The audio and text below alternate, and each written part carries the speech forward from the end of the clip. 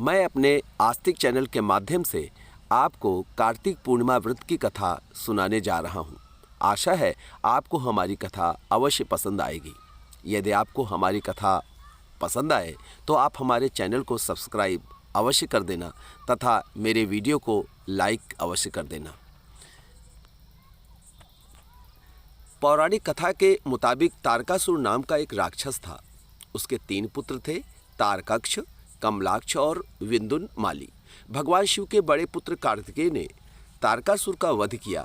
अपने पिता की हत्या की खबर सुन तीनों पुत्र बहुत दुखी हुए।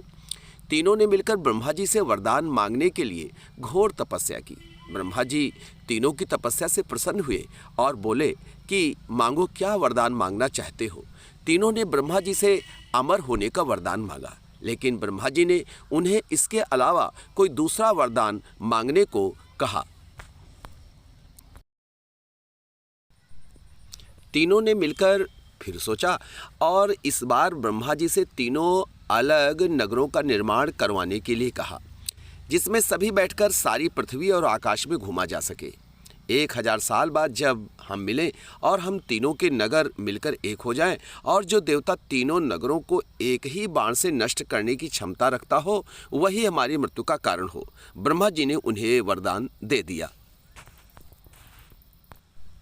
तीनों ने वरदान पाकर बहुत खुश हुए। ब्रह्मा जी के कहने पर मैदानों ने उनके लिए 3 नगरों का निर्माण कराया। तारकाक्ष के लिए सोने का, कमला के लिए चांदी का और विंदुनमाली के लिए लोहे का नगर बनाया। तीनों ने मिलकर तीनों लोकों पर अपना अधिकार जमा लिया। इंद्र देवता इन तीनों राक्षसों से भयभीत हुए और भगवान शंकर की शरण में गए। इंद्र की बात सुन भगवान शिव ने इन दानवों का नाश करने के लिए एक दिव्य रथ का निर्माण किया। इस दिव्य रथ की हर एक चीज देवताओं से बनी। चंद्रमा और सूर्य से पहिए बने। इंद्र, वरुण, यम और कुबेर रथ के चाल घोड़े बने। हिमालय धनुष बने और शेषनाग प्रत्यंजा बने। भगवान शिव खुद बाण बने और बाण की नोक बने अग्निदेव। इस दिव्य रथ पर सवार हुए खुद भगवान शिव। भगवानों से बने इस रथ और तीनों भाइयों के बीच भयंकर युद्ध हुआ।